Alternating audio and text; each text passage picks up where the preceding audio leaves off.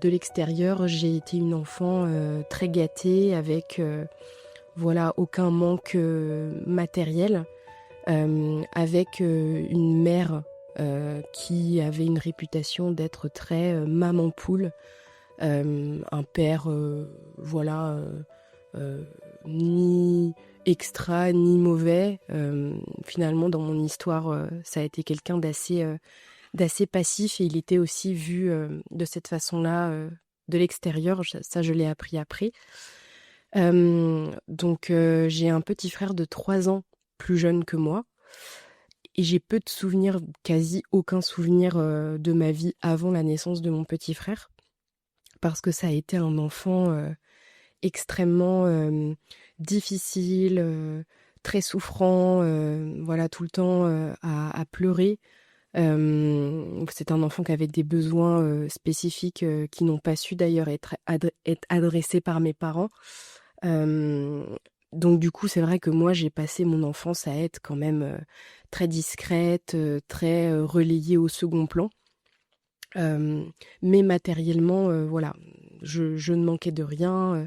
Je mangeais à ma faim. J'ai eu la DS. On a été à Disney 2 fois avec ma famille. Donc de l'extérieur, notre entourage en fait ne pouvait pas deviner les violences physiques et surtout psychologiques, parce que c'est surtout finalement les violences psychologiques qui ont des conséquences aujourd'hui sur moi. Alors les violences physiques y ont aussi participé, mais finalement, de toutes les violences que j'ai vécues, les violences physiques ne sont pas celles que je retiens le plus et celles qui me reviennent dans mes cauchemars ou ont de l'impact direct sur la façon dont je fonctionne.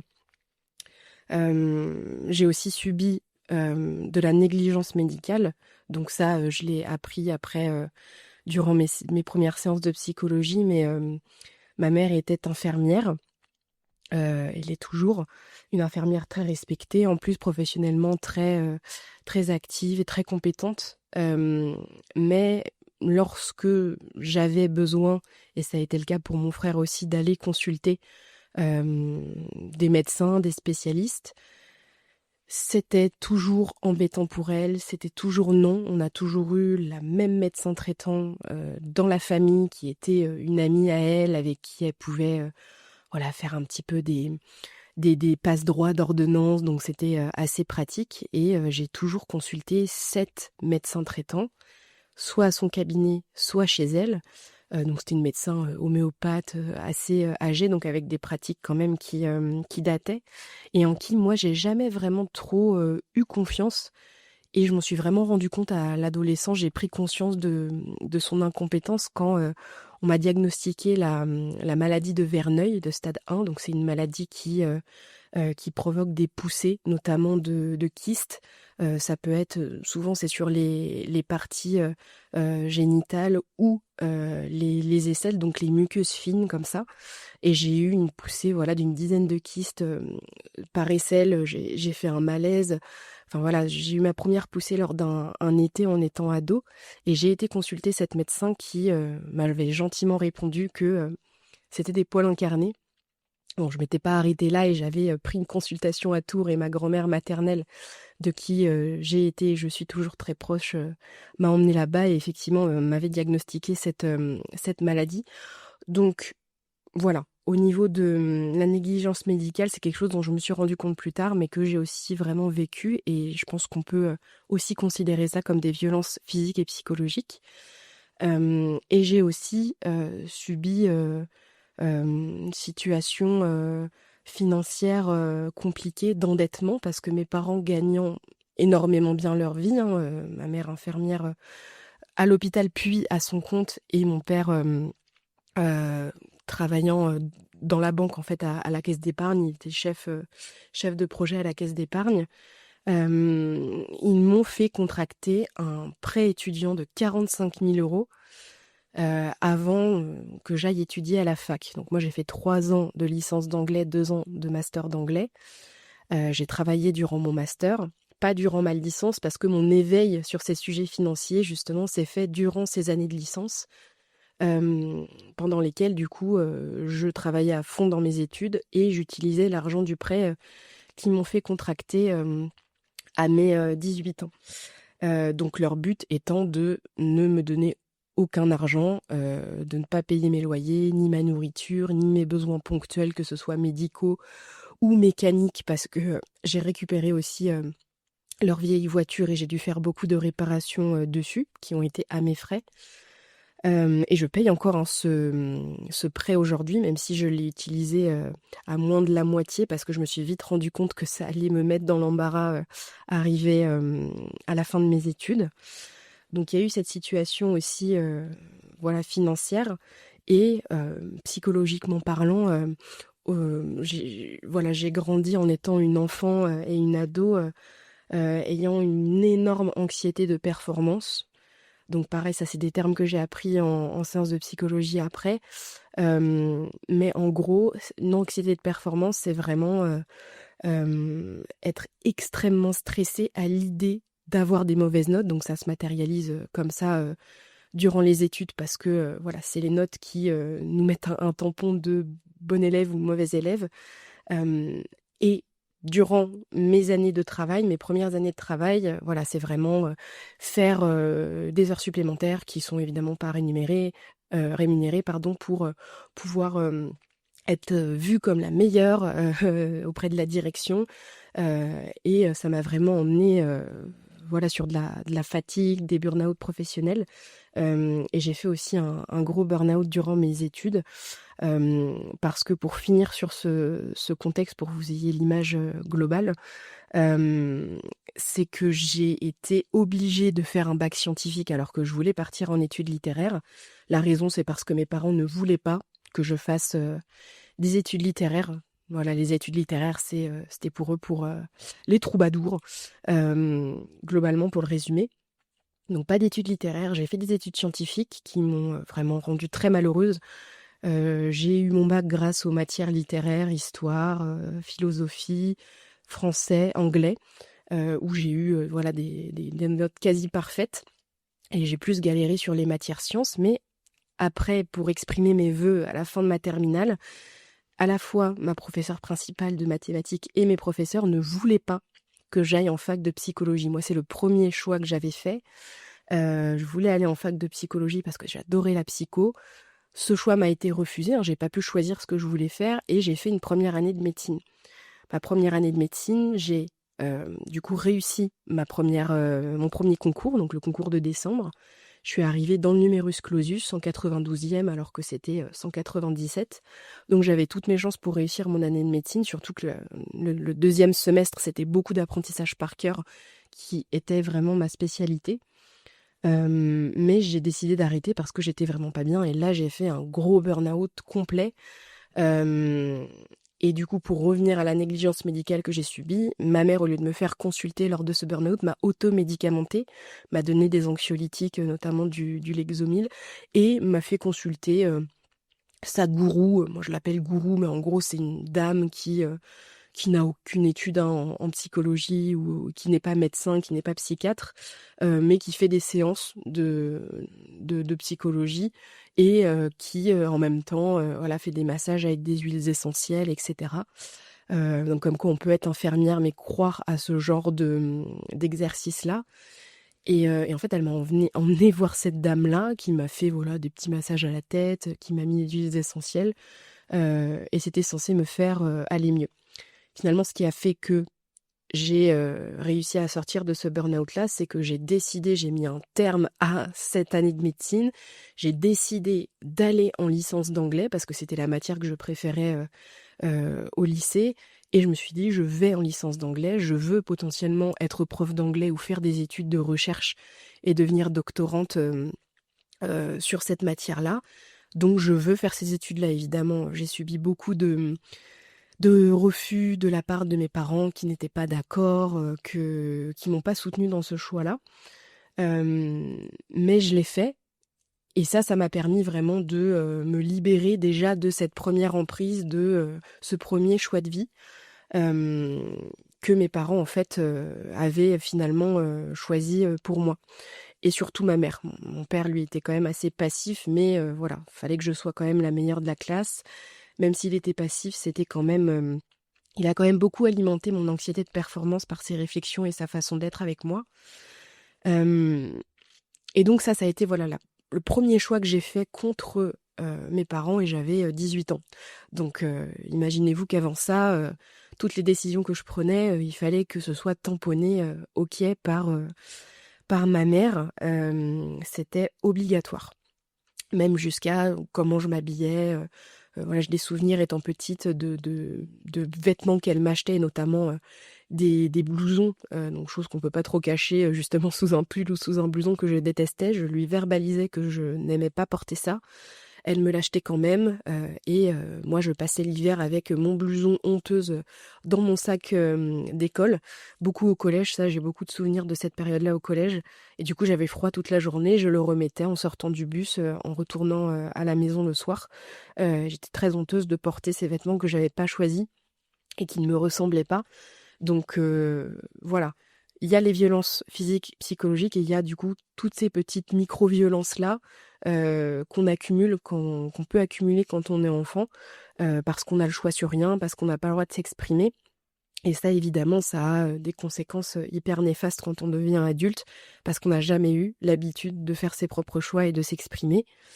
Et du coup, cette sortie d'emprise, comment elle s'est fait? Elle s'est fait sur plusieurs années, évidemment. Déjà, elle a commencé par un éloignement géographique. Donc l'éloignement géographique m'a permis de reprendre le dessus justement sur mes décisions, ma vie, mes choix. Donc c'est à la fin de ma licence d'anglais.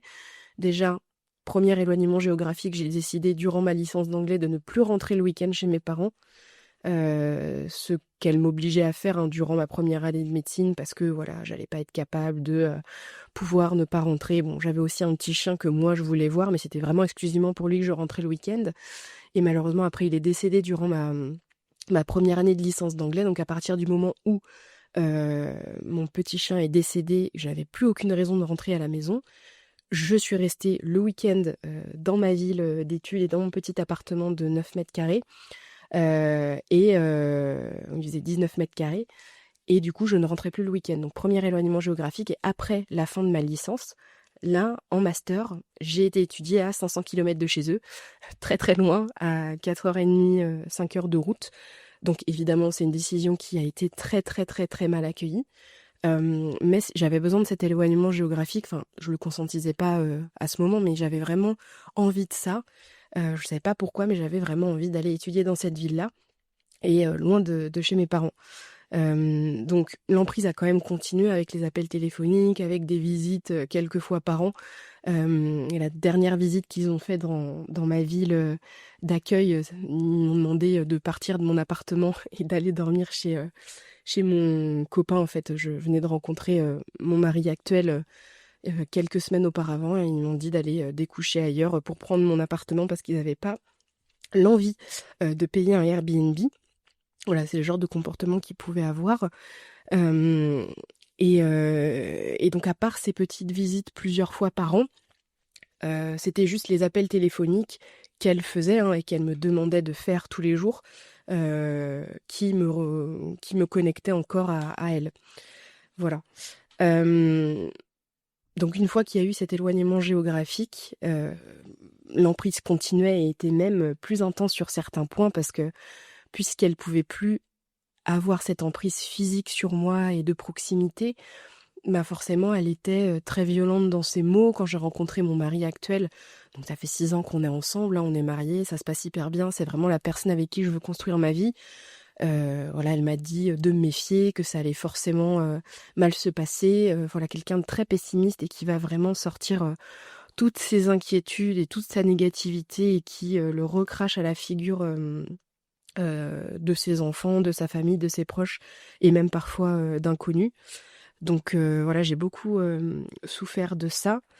Et j'ai commencé à avoir ce déclic-là de peut-être qu'il faudrait que je voie une psychologue. parce que j'avais jamais vu de psychologue avant. Ma mère n'a jamais envoyé voir de psychologue, emmené voir de psychologue. Et c'est mon mari qui aussi m'a mis la petite graine dans la tête et me disait, bon, ça peut être quelque chose qui peut te faire du bien pour parler de tout ça. Et le fait, ça j'en ai pas parlé, mais mon mari a rencontré ma famille et c'était la première fois que quelqu'un d'extérieur voyait ma mère notamment et ma famille sans voilà le masque de société que ma mère portait. Et voilà, des gens qui la connaissaient, surtout dans le cadre du travail et même des proches, hein, à part ma grand-mère, donc sa propre maman. Les gens étaient vraiment incapables de deviner que c'était quelqu'un qui battait ses enfants et qui leur infligeait beaucoup de violences psychologiques et qui les tenait sous emprise, quoi. Donc ça a été aussi une petite graine de plantée de voir la réaction et les discussions qu'on pouvait avoir avec mon mari suite à des comportements ou des réflexions que ma mère avait à mon égard. Donc ça m'a aussi confortée dans le fait qu'effectivement il y a quelque chose qui n'allait pas avec ma mère. Moi-même, je voyais bien que quelque chose n'allait pas. Je reportais beaucoup ça sur une potentielle maladie, un potentiel trouble psychiatrique, psychologique, où je me disais, voilà, c'est pas de sa faute, elle est comme ça, mais on choisit pas comment sont ses parents et il faut les accepter comme ils sont. Et j'ai mis beaucoup de temps à intégrer que trouble psychiatrique, trouble psychologique ne justifie pas violence et négligence médicale et endettement pour autant auprès de ses enfants. Ça, c'est vraiment des manquements parentaux. Ça, c'est un mot-clé que j'ai appris aussi en séance de psy. Voilà. Le fait d'avoir une condition psychologique, psychiatrique, ça donne une raison, mais ça n'excuse pas ce genre de comportement-là quand même. Parce qu'on peut faire prendre en charge ses enfants, on peut quand même faire en sorte qu'ils ne manquent pas, ni matériellement, ni émotionnellement, même si on n'est pas capable d'assumer son rôle de parent.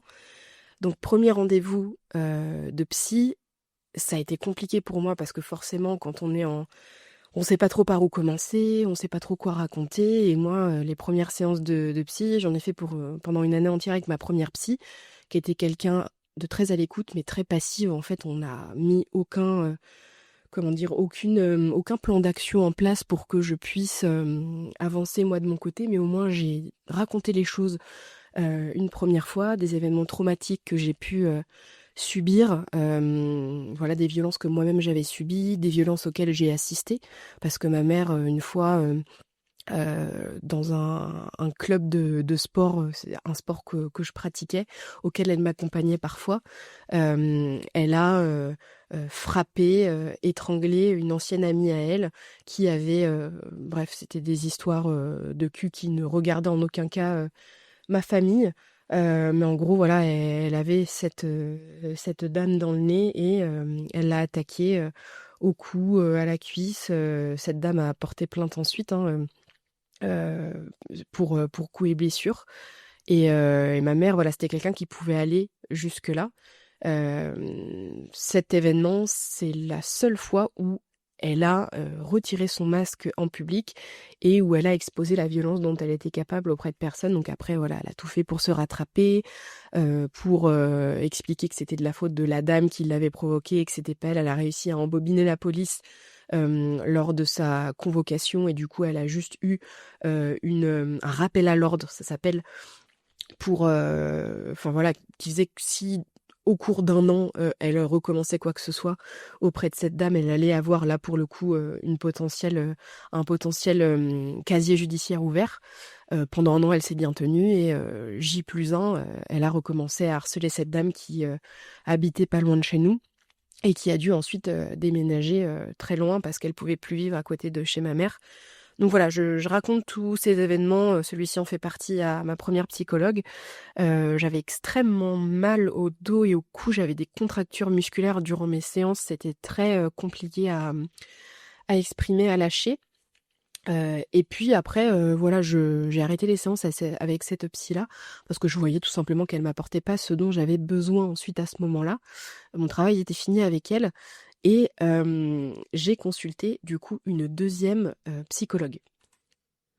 Donc cette deuxième psychologue était très différente dans son approche, beaucoup plus active à me demander d'écrire, de coucher sur papier, et justement de rompre ce lien-là parce que on a discuté ensemble de ce que cette relation avec ma mère m'apportait, de ce qu'elle m'avait apporté de négatif durant toute ma vie jusque-là. Donc là j'avais 24 ans, je pense, c'était il y a 3 ans et demi.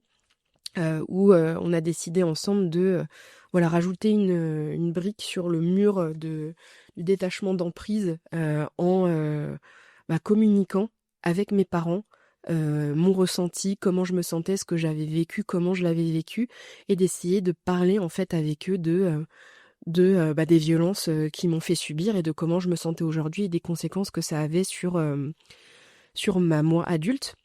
Donc j'ai écrit une lettre que je leur ai envoyée en recommandé.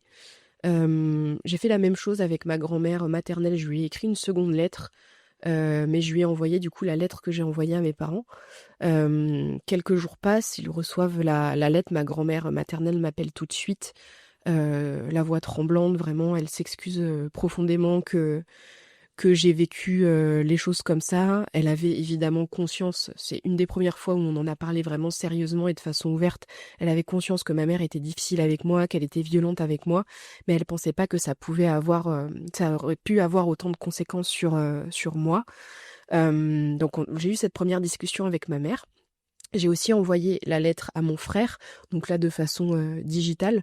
On a aussi discuté à l'écrit avec mon frère qui lui n'a pas compris que je verbalise tout ça parce que lui est très et même encore aujourd'hui sous l'emprise de mes parents, de ma mère, il les aime beaucoup. Mon frère c'est quelqu'un de très instable psychologiquement parlant, il est sous traitement depuis qu'il a 14 ans et l'emprise qu'il subit avec ma mère n'aide pas, mais il n'en a pas conscience et donc le dialogue est un petit peu rompu avec lui, même si on se parle toujours. Moi je couperai jamais les ponts avec mon frère parce que je l'aime beaucoup, mais on s'entend pas sur est-ce que nos parents ont été des bons parents. Pour lui ça a été les meilleurs parents du monde, pour moi absolument pas. Donc voilà, et donc vient l'échange avec ma mère. Mon père, silence radio. Les seules fois où mon père se manifestait, c'était quand je proposais à mes parents de me déclarer seule sur ma fiche d'imposition pour pouvoir toucher des aides au lieu de prendre sur le prêt étudiant qu'ils m'ont fait contracter. Là, il s'énervait beaucoup et me disait de me débrouiller toute seule, que c'était pas bien de demander de l'argent à ses parents. Enfin, voilà, il m'a fait vraiment passer pour quelqu'un d'ingrate. Et en fait, là, suite à l'envoi de cette lettre, donc silence radio de mon père, et ma mère m'envoie un message sur Messenger que j'ai toujours, avec des menaces de mort, des insultes, des menaces de monter ma grand-mère et mon frère contre moi en me disant qu'ils allaient plus vouloir me parler, que j'étais plus leur fille, sachant que dans la lettre, j'exprimais juste moi ce que j'avais ressenti. Je redétaillais des événements qui s'étaient passés, dont l'attaque qu'elle a que la dame a subi là au club de sport qui m'avait profondément choquée. Je l'ai raconté de mon point de vue. Voilà, je pense que c'était un courrier pas facile à lire pour elle, mais j'attendais une réaction de sa part, comme la réaction de ma grand-mère.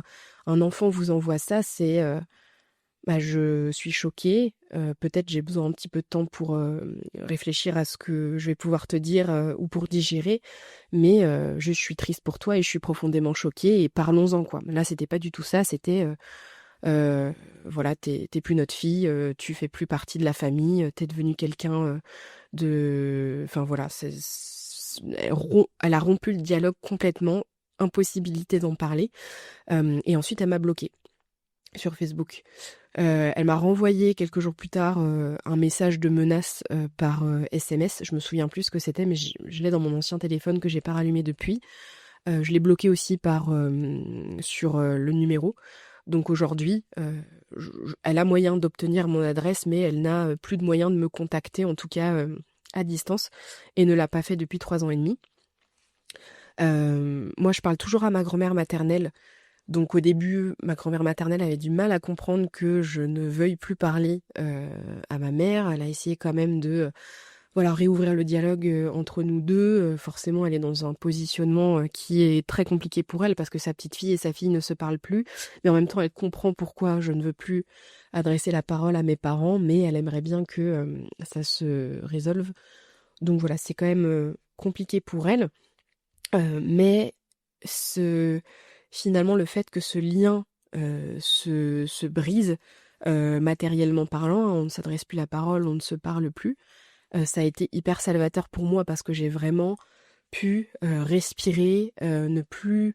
En fait, même si à la fin je ne la consultais plus pour mes choix, elle réussissait par les réseaux sociaux, par X raisons, de quand même mettre son grain de sel dans ma vie et faire des commentaires sur ma vie et toujours de me partager la sienne. Ses faux problèmes d'argent, c'est de se plaindre tout le temps de choses parce qu'il y avait quand même pas mal de paranoïa chez ma mère pour pas mal de choses. C'est quelqu'un qui a jamais reçu un diagnostic psychiatrique proprement. La seule fois où elle a essayé d'aller chez le psychologue, elle a retourné le bureau et elle est partie. Voilà, elle a pas pu supporter en fait les questions qu'on lui posait, donc elle a jamais ni eu de traitement ni consulté proprement. Donc voilà. C'est en tout cas pour moi ça a fait que elle faisait plus partie de ma vie de tous les jours, de mon quotidien, et n'en fait toujours plus partie, et je ne souhaite pas qu'elle en refasse partie un jour. Mais par contre, eh ben moi, forcément, les conséquences psychologiques ne se sont pas effacées du jour au lendemain. Et finalement, se sont peut-être plus aggravées au fil des années, quand j'ai dû prendre des décisions, voilà, des grosses décisions professionnelles, l'achat de ma maison, des choses comme ça qui ont fait qu'à chaque fois, ma façon de penser, la programmation de mon cerveau revenait à ces violences que j'ai pu vivre. Parfois, on représente les gens avec un petit diable sur l'épaule qui nous souffle voilà, des choses méchantes ou des mauvaises décisions à prendre. Et ben en fait, moi, ce petit diable sur l'épaule, c'est ma mère, quoi. Vraiment, il se matérialise comme ça. Donc j'ai fini ma deuxième, comment dire, ma deuxième thérapie avec cette deuxième psychologue, parce que pareil, arrivé à un moment, elle ne m'apportait plus ce dont j'avais besoin. Et j'ai découvert une nouvelle discipline qui s'appelle la neuropsychologie, où là, j'ai fait un bilan neuropsychologique, parce qu'avec mon mari, après avoir écouté un podcast sur les troubles du spectre de l'autisme, en fait, vraiment, ça a résonné, mais à un niveau... Enfin, c'est dingue, quoi. Ça nous est pas sorti de la tête. Et plus je me renseignais sur ce trouble-là, plus, en fait, je me reconnaissais dans la façon de penser et les symptômes cognitifs, même si l'autisme n'est pas une maladie, donc on parle pas de troubles ni de symptômes normalement. Mais en fait, je me retrouvais vraiment dans ces témoignages-là. Donc je me suis beaucoup renseignée, j'ai fait un bilan neuropsychologique qui m'a décelé une neuroatypie, une possible neuroatypie. On sait juste pas effectivement d'où vient cette neuroatypie, possiblement d'un trouble du spectre de l'autisme, mais après j'ai passé un autre test qui s'est pas révélé concluant avec ma grand-mère. En fait, elle a donné des témoignages sur comment j'étais enfant, etc. Et voilà, ça a pas coïncidé, mais ma grand-mère a pas été juste sur beaucoup de témoignages qu'elle a donnés, donc si un jour je veux recreuser ce sujet-là, c'est sûr qu'il faudra pas le faire avec quelqu'un qui m'a idéalisé étant enfant et qui a un petit peu modifié ses souvenirs qu'elle a de moi bébé, de moi enfant, de moi ado. Mais voilà, en tout cas, même si j'avais pas de diagnostic à ce moment-là de ce qui fonctionnait différemment chez moi, je savais que quelque chose était différent. Et donc après mon bilan neuropsychologique, j'ai réussi à avoir un premier rendez-vous avec une psychiatre, ce qui n'est pas forcément facile selon la ville dans laquelle on habite, en présentiel. Donc j'ai vu cette psychiatre pour la première fois, et ça remonte à il y a 3 mois, donc c'est assez récent, où on a beaucoup parlé de mon enfance, de ce que j'avais vécu. Et du coup, elle a été assez rapide à me diagnostiquer un trouble anxieux généralisé. Euh, et du coup, on a débuté un traitement qui, qui m'aide énormément depuis que je le prends, donc un traitement d'antidépresseur pour un trouble anxieux. Ça a marché hyper bien. Je me suis rendu compte que j'avais vraiment une douleur thoracique, physique constante, qui a toujours été là et qui a disparu une fois que j'ai pris les médicaments. Ça a stoppé mes ruminations qui m'empêchaient de dormir, de bien réfléchir, de socialiser correctement parce que j'ai un gros trouble d'anxiété sociale suite à tout ça. Et du coup, voilà, je suis sous ce traitement depuis 3 mois, ça se passe bien, je me sens bien. Donc je vais pouvoir avancer et j'ai du coup débuté une thérapie avec une nouvelle psychologue, cette fois spécialisée en troubles, en TCC, donc troubles comportement cognitifs et comportementaux cognitifs, je crois que c'est ça, je suis pas sûre.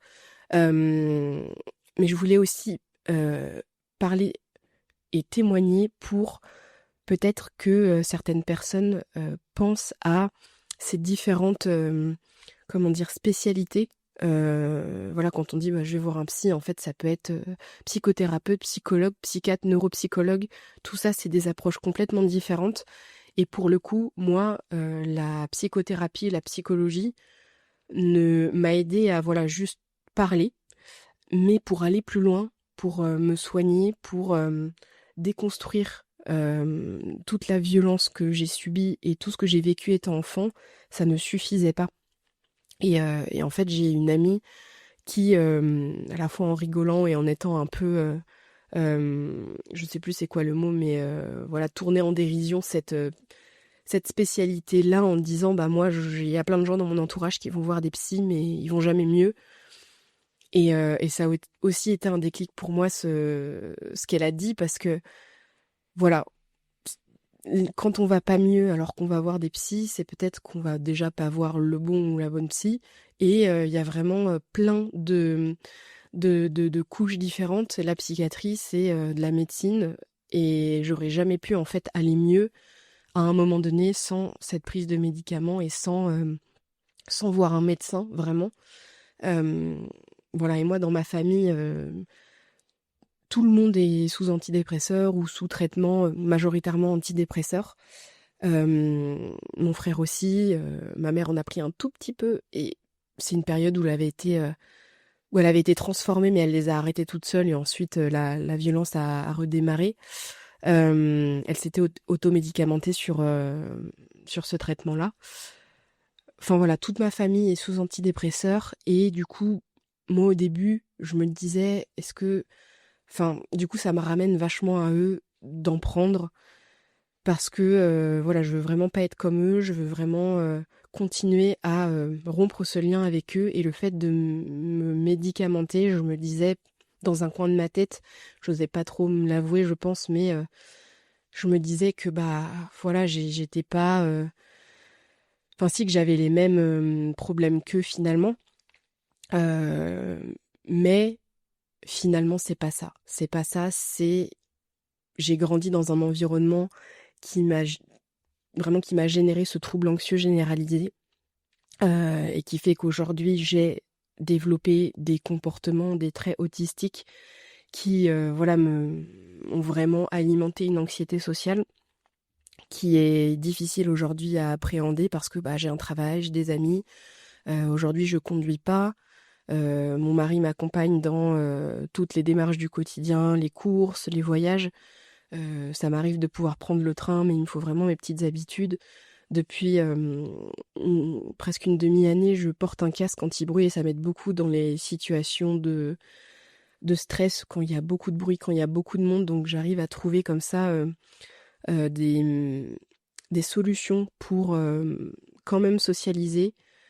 Mais la plupart du temps, c'est quand même des comportements d'évitement. Donc c'est-à-dire, au lieu d'aller à cette soirée ou d'aller chercher cette baguette chez la boulangère, bah si je me sens pas de le faire, bah je le fais pas.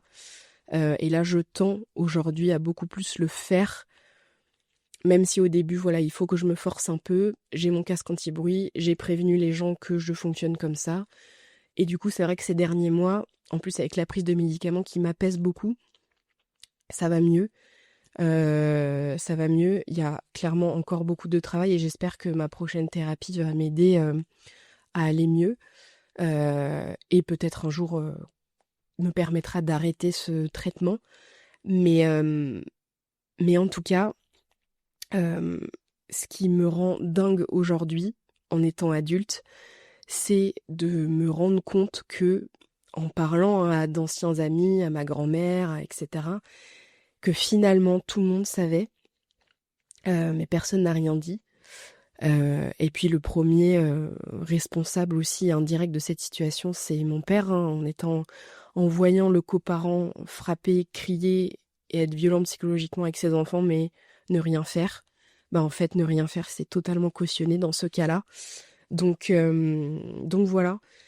Aujourd'hui, j'essaye moi de me protéger dans le sens où, quand on est enfant, un parent peut nous demander de subvenir à ses besoins en demandant une pension alimentaire en fait, ou de payer le loyer de l'EHPAD ou de la structure qui l'accueille pour ses vieux jours.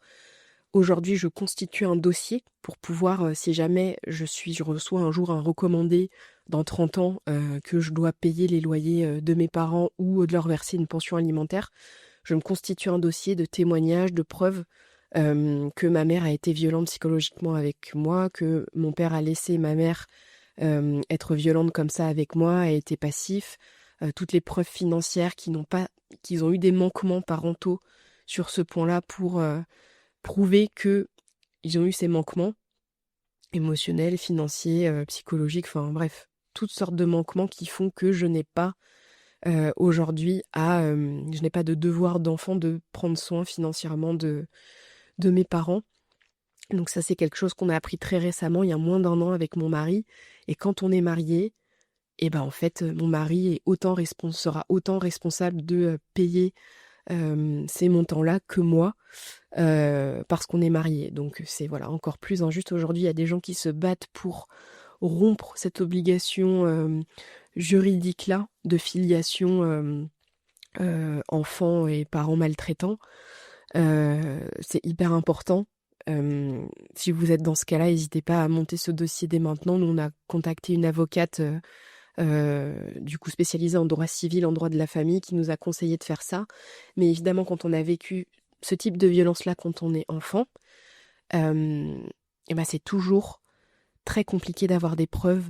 Moi, à part les messages, les captures Messenger où elle m'insulte, où on parle de ce prêt que j'ai contacté, les papiers de la banque qui montrent que j'ai contracté ce prêt.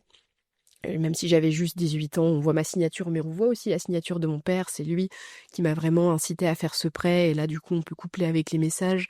Enfin voilà, on peut quand même parfois, en tout cas de ma génération, les millénials ont commencé à avoir Internet, à se parler par SMS, etc. Sinon, moi, je n'ai jamais pensé à filmer quoi que ce soit, à enregistrer quoi que ce soit. Ça, c'est trop dommage, mais on n'y pense pas du tout quand on est enfant. Et j'ai mis beaucoup de temps à réaliser que j'ai été une enfant maltraitée, mes parents ont eu des manquements parentaux.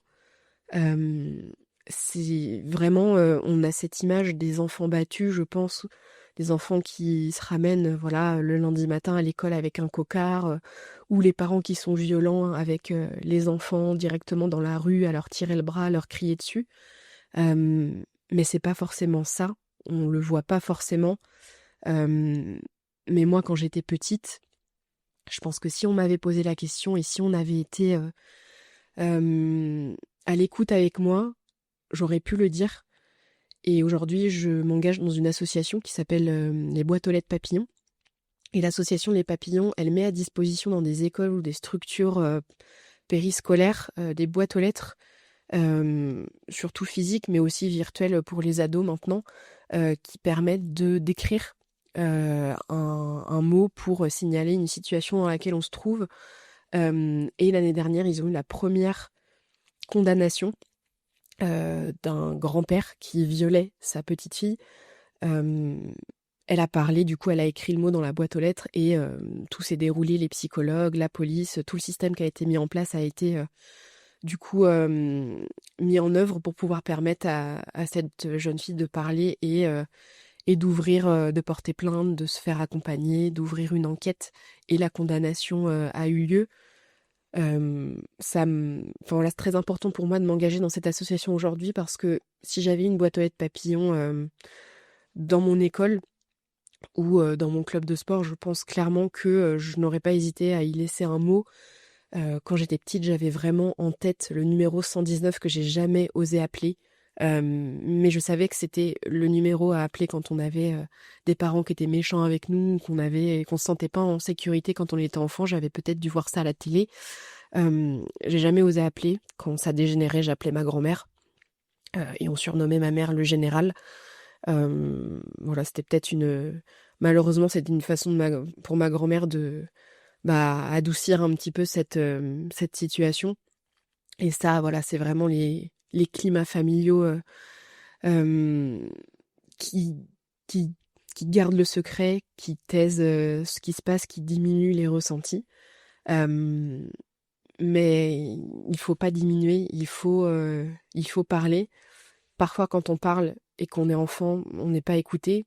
Moi, ça a été mon cas d'en parler à ma grand-mère, essayer d'en parler à des amis. Quand j'étais au lycée aussi, j'ai de vifs souvenirs de ça. Mais en fait, mes amis ne pouvaient pas croire que ma mère était comme ça. Donc, ça s'est terminé en fin d'amitié et on m'a pas cru. Donc ça a été très, très, très difficile à vivre. Et du coup, voilà, à la fac, après, je me suis beaucoup isolée, etc.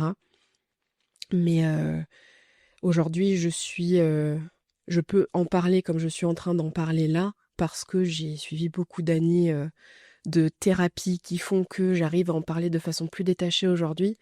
Euh, mais maintenant, avec mes yeux d'adulte et à quel point j'aime les enfants et je suis proche des enfants, j'ai vraiment ce regard tellement ultra bienveillant et empathique sur mon enfant intérieur de me dire, mais c'est fou quand même d'avoir eu 6 ans, 7 ans, et tellement j'avais peur de ma mère, je m'empêchais d'aller aux toilettes le soir ou la nuit parce que je devais passer devant sa chambre et ça faisait couiner à la fois ma porte de chambre, mon lit, la porte du couloir, et une fois je l'ai réveillée et je me suis fait battre.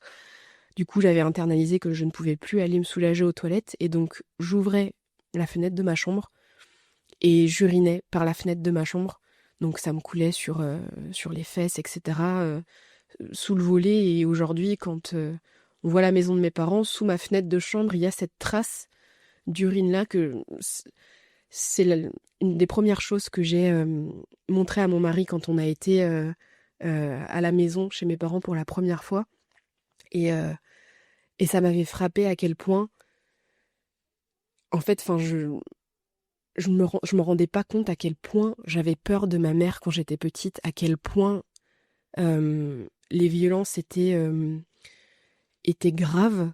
Quand on est dedans, on s'en rend pas compte. Et là, j'ai digressé un petit peu, mais quand j'étais revenue dans cette maison, retournée dans cette maison pour la dernière fois avec mon mari, enfin, la sensation était vraiment...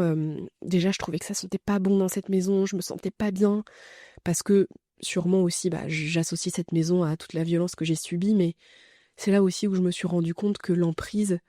Enfin voilà, j'étais vraiment sortie de cette emprise-là parce que je considérais plus du tout cette maison comme ma maison, c'était la maison dans laquelle j'avais grandi, mais je me rendais compte aussi, elle illustrait bien cette maison dans la violence dans laquelle j'avais grandi et le mal-être dans lequel j'avais grandi. Et voilà, aujourd'hui, je suis très fière de moi. C'est vraiment le sentiment qui me parcourt quand je raconte tout ça. Je suis fière de moi. Je me suis construit le foyer, la famille que je souhaitais avoir. Une famille calme, sereine, sécurisante. Et, euh, et je suis contente de pouvoir partager ce témoignage anonymement aujourd'hui parce que je ne suis pas encore prête à en parler voilà, de façon ouverte. Donc je pourrais donner le lien aux gens où j'ai envie de donner ce témoignage-là. Et puis pour toutes celles et ceux qui ne me connaissent pas, qui ont écouté ce témoignage, j'espère que il vous a apporté quelques billes pour comprendre si vous avez quelqu'un dans votre entourage qui a vécu des choses similaires, savoir l'impact que ça peut avoir quand on devient adulte. Et si vous étiez sous emprise parentale et que vous êtes toujours en travail de vous détacher de ça, ma dernière psychologue là m'a dit, vous êtes détaché matériellement de ce lien, mais psychologiquement, elle est encore là, elle est encore dans votre tête, votre mère, donc il faut qu'on travaille là-dessus. Je sais pas si je terminerai ce travail un jour, mais en tout cas, j'ai la volonté de, de guérir et de, voilà, d'aller mieux, d'aller vers du mieux, toujours vers du mieux. Et, euh, et je suis fière de moi. Voilà.